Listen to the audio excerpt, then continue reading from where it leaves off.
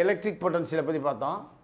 அதே மாதிரி டாப்பிக்கில் இன்னொன்று டிஃப்ரெண்ட்டான ஒரு நியூமரிக்கல் ப்ராப்ளத்தை வந்து பார்க்குறோம். என்ன கொடுத்துருக்கு? Calculate the potential at a point P due to a charge of 4 × 10⁻⁷ coulomb. Q = என்னது? 4 × 10⁻⁷ கூலும். லொக்கேட்டட் 0.09 மீட்டர் அவே அப்படின்னு கொடுத்துருக்கு. ஆர் வந்து என்னது? 0.09 மீட்டர் அப்படின்னு கொடுத்துருக்கு. டைரெக்டாகவே கொடுத்துருக்கு.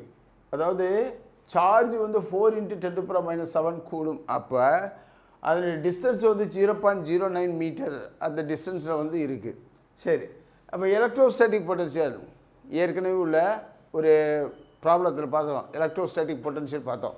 அப்போ எலக்ட்ரோஸ்டாட்டிக் பொட்டன்ஷியல் வந்து V = 1/4πε0 Q/Rன்னு வந்து சொல்கிறோம். 1/4πε0 வந்து கான்ஸ்டன்ட் வேல்யூ. இந்த கான்ஸ்டன்ட் வேல்யூ என்ன சொல்கிறோம்னா 1/4πε0 = 9 × 10⁻⁹ வந்து சொல்கிறோம். ஓகே, இப்போ சார்ஜ் வந்து என்ன சொல்கிறோம்? Q = 4 × 10⁻⁷ சொல்கிறோம். அப்போ இதை சப்ஸ்டியூட் பண்ண போகிறோம். அப்போ V = 9 × 10⁹ இன்ட்டு ஓகே. அப்போ சார்ஜ் வந்து என்னது?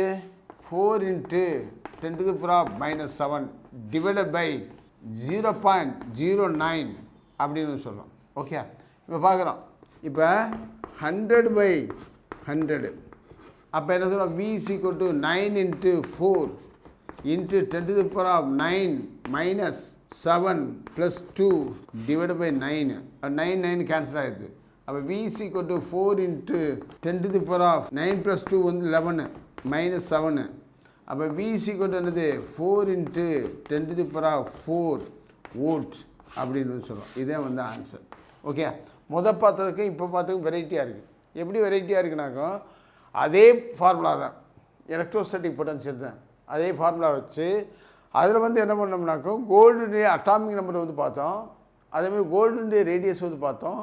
அதை வச்சு என்னது? எலக்ட்ரோஸ்டாட்டிக் பொட்டன்ஷியல் வந்து கண்டுபிடிச்சோம். ஆனால் இந்த ப்ராப்ளத்தில் வந்து டைரெக்டாகவே வந்து சார்ஜ் கொடுத்தாச்சு, டிஸ்டன்ஸ் கொடுத்தாச்சு. நம்ம ஆன்சர் வந்து எலக்ட்ரோஸ்டாட்டிக் பொட்டன்ஷியல் வந்து கண்டுபிடிச்சோம். 4 × 10⁴ வோல்ட்டுன்னு வந்து கண்டுபிடிச்சாச்சு.